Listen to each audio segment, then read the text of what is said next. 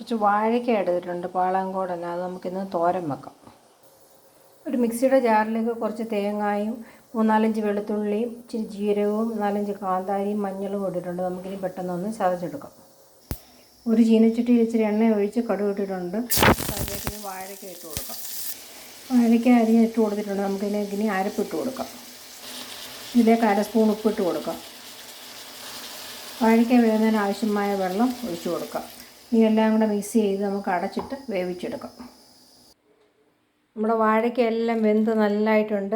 നല്ല സ്വാദിഷ്ടമായ വാഴയ്ക്ക തോരന്, നല്ല ചൂട് കഞ്ഞി, പപ്പടം, നല്ല നാടൻ കടുമാങ്ങ. ഇന്നത്തെ നല്ല സൂപ്പറാണ് കഞ്ഞിയും വാഴയ്ക്ക തോരനും. എല്ലാവരും ട്രൈ ചെയ്യണം. നല്ല രസമാണ് ഈ മഴയോടൊക്കെ കഞ്ഞി കുടിക്കാൻ വേണ്ടി. എൻ്റെ ഈ ചാനൽ ആദ്യമായിട്ടാണ് കാണുന്നതെങ്കിൽ ലൈക്ക് ചെയ്യണം, ഷെയർ ചെയ്യണം, സബ്സ്ക്രൈബ് ചെയ്യണം. താങ്ക്